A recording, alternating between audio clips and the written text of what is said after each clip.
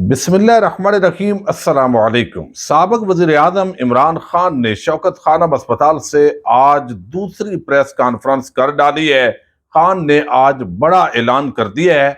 General Bajwa और chief justice Bandial किस तरह मुश्किल में फंस गए हैं, इसकी तफसील आपके सामने रखूंगा। आदम सवाती की वीडियो का मामला बिगड़ गया है। इमरान खान पर हमला करने वाले हमला आवर की दो वीडियोस लीक हुई। लीक करने वाले किस तरह बेनकाब हुए हैं वो भी आपको बताना है। और खान के लॉन्ग मार्च के इस ऐलान के बाद और जो आज उन्होंने गुफ्तगू की है, हुकूमती सहाफी भी कटहरे में होते हुए दिखाई दे रहे हैं।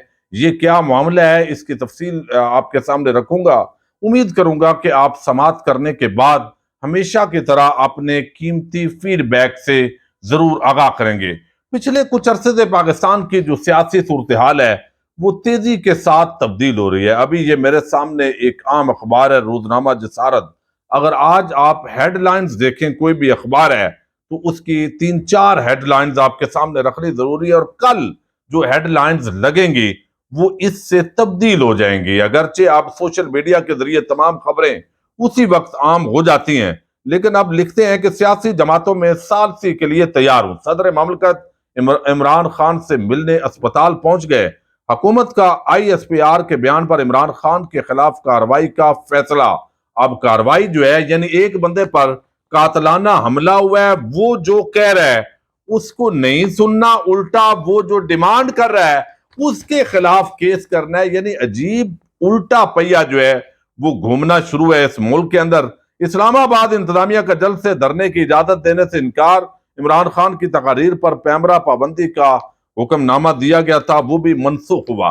लेकिन अब जो खान साहब ने आज गुफ्तगू की है इसने पूरी सूरत हाल बदल दी है और इससे वाकयातन पहिया उल्टा घूम गया है। यानी इस वक्त एस्टैब्लिशमेंट और इमरान खान ये आमने सामने आ चुके हैं और ये तवक्को नहीं थी। हुकूमत इस वक्त यकीनी तौर पर लंदन में बैठा हुआ नवाज शरीफ और उनकी बेटी मरियम नवाज वो बड़ी महसूद हो रही होंगी।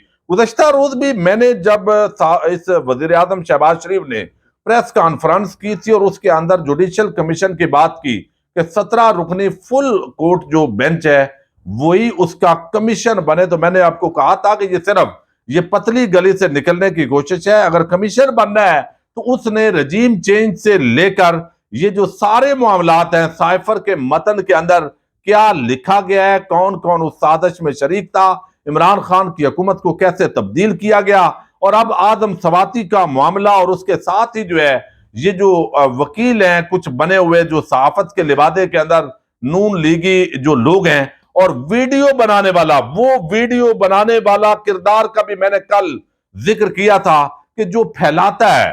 और इमरान खान का जो यहां हमला हुआ है, मुबैना तौर पर जो लफ्ज अल्फाज इस्तेमाल किए हैं इस शख्स हमला आवर ने, वो उस वीडियो का मवाद ज़ाहिर कर रहा है। और आज इमरान खान ने भी वो डिमांड की है। ये जरा तवज्जो के साथ चंद चीजें जो बयान की और आगे इसका जो इम्पैक्ट पड़ने जा रहा है और सूरत हाल एक नई तकर्री पर पड़ रही है, उस पर इसका क्या असरात मुरतब होंगे उस पर हम बात करेंगे।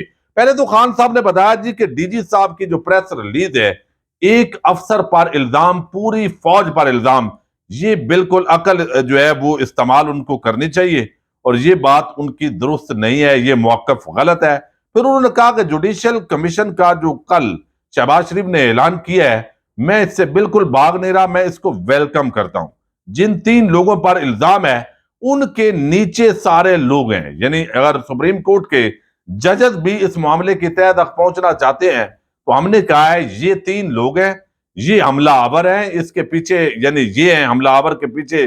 तो अब ये सारी जो एजेंसीज हैं, सारे डिपार्टमेंट, वो तो इनके नीचे हैं, इसलिए इनका इस्तीफा जरूरी है। लेकिन इसके साथ उन्होंने बताया कि पहले वीडियोस निकलती हैं उसके अंदर तौहीन मजहब ये शामिल कर दिया जाता है कि मैं कोई मजहब की तौहीन करने वाला हूं, और उसको फिर फैलाता है। यानी एक सहाफी वकार सत्ती नामी, अगरचे वो पीपल्स पार्टी का कारकुन है लेकिन वो इंतहाई घटिया किस्म का आदमी है। यानी वो कोई ना कोई इस तरह के टोटे उस तक पहुंचते हैं, कोई तो है जो बनाकर पहुंचा रहा है।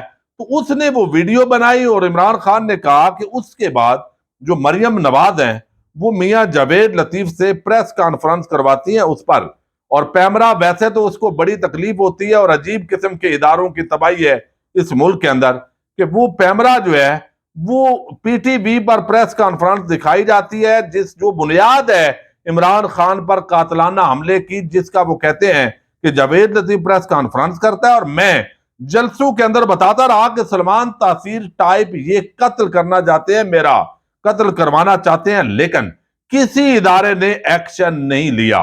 तो ये सारी सर्कमस्टांशियल एविडेंसेस हैं कि ये मुझे कत्ल करवाना चाहते थे। मैंने जलसों में साजिशों का बताया कि जनूनी लोग जो है वो इस तरह बनाया जाएगा, और मेरे ऊपर वारदात के बाद उन्होंने कहा जो रिएक्ट आया, उन्होंने वो ट्वीट्स के मिनट भी पढ़कर बताए कि एक खास तबका जो इस वक्त है उसके अंदर ये गरीदा है और उसके अंदर चंद लोग हैं, वो फिर उस पर चल पड़ते हैं और कितने एक एक मिनट के वक्फे के साथ एक बयानिया बनाया गया। तो यानी उस पूरे कत्ल जो करने की कोशिश थी, ये जो पूरे वाकयात हुए हैं, इसको कवर अप करने के लिए मखसूस साफियों की खदमात ली गई हैं, ये खान साहब का कहना है।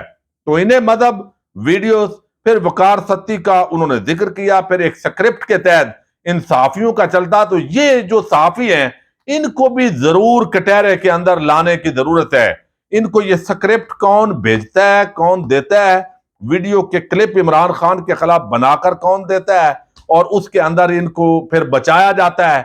इस वकार सत्ती के खिलाफ एक प्रेस यहां पर एफआईआर दर्ज हुई रावलपिंडी के अंदर, लेकिन उस जज पर कुर्बान जाएं, क्योंकि इनको तो पूछने वाला कोई नहीं है ना। अगर नाजायज भी करें तो यहां पर जज साहब ने उसकी फौरन जमानत दी और तमाम सहाफती तंजीमें खड़ी हो गई। भाई ठीक है, अगर ज्यादती हो रही है तो खड़ा होना चाहिए, ये जबरदस्त बात है। लेकिन वैसे ही अगर साफी एक इंतहाई बेशर्मी कर रहा हो तो फिर भी खड़े हो गए भाई, और वो फिर उसकी जमानत हो गई है और फिर वो उसी पुराने काम पर ये बेशरम आदमी लग गया है।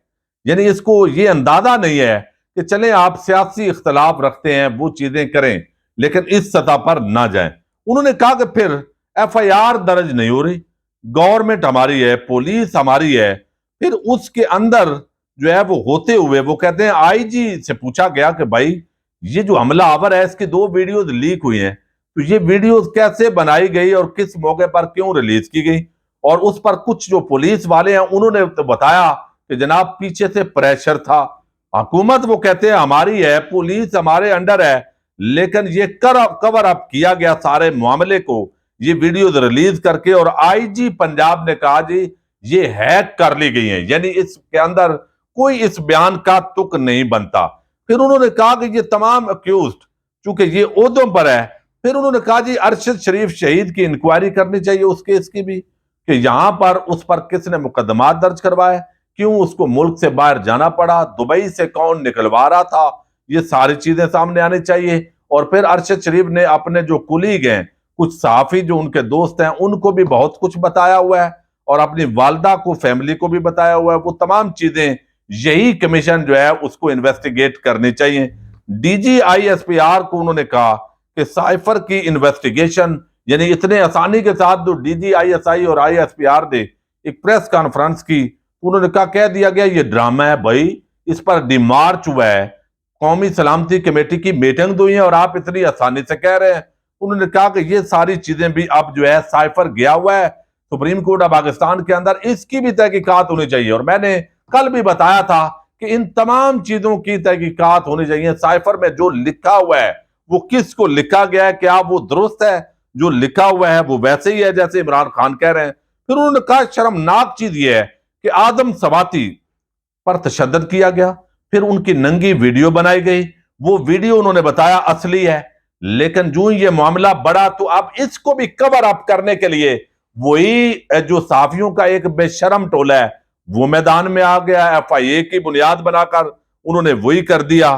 फिर मेजर जनरल फैसल के हवाले से उन्होंने कहा, वो सारी चीजें उन्होंने डिमांड्स की, और अब ये कवर अप करने वाले जो लोग हैं इनको भी कटहरे में लाने की बात की है खान साहब ने।